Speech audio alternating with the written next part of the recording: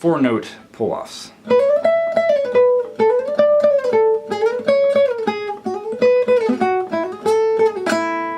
And hammer-ons as well.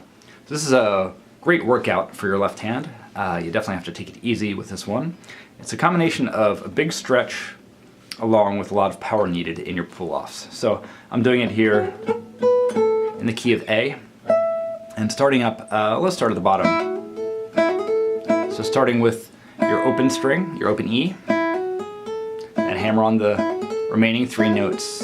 2nd fret, 4th fret, and 5th fret. F sharp, G sharp, A. And again, just picking the first note, hammering on the remaining 3, and then pull off.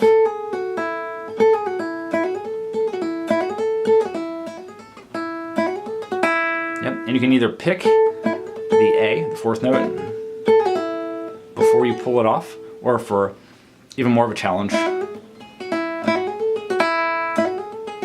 just pick the very first note in the whole thing, hammer on and pull off. Okay? Then probably the most difficult is the next one, because you've got the biggest stretch here. And even if your hand isn't big enough to do this stretch all the way, you know, in one fell swoop like that, by moving your hand, you can do the stretch and do this exercise. So you're going 2nd fret, 4th fret, 5th fret, and 7th. F sharp, G sharp, A, B. Once again, hammer on the 4 notes and pull them off. And keep in mind that when you're pulling off from the top, you don't have to be fretting that last note. You really just have to worry about fretting the 2nd note. So, like that. Your hand will, as you move down, fret the ones that it needs. So you don't have to keep that going down. And the 3rd, 4th, 5th, 7th, 9th frets, G sharp, A, B, C sharp. And I find this among the more challenging because of the half step at the beginning. That there, to follow that up with the hammer-ons, means that you have a little bit less power in your ring finger by the time you get there. So good challenge, and then pulling off. Again, a big challenge because you have the 2 fret stretch between your pinky and your ring in your middle, like that. Okay, going up, 5th, 7th, 9th, 10th, so A, B, C sharp, D.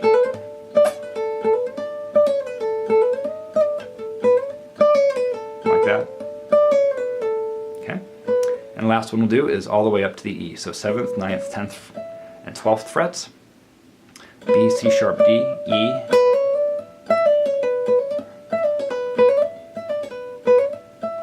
Now if you want to turn this into kind of a lick that you might repeat, in that case, you want to keep down your 1st string, so something like, you know, that kind of very fast repeated thing.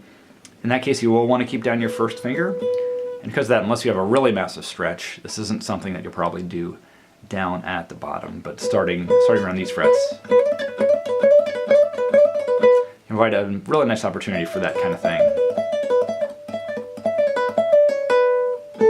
Yep. So take it very easy on this. The main thing is to try to get equal power between those notes and play it really slow. Just try to get them very even, have an even attack, whether you're pulling on or hammering on, pulling off or hammering on.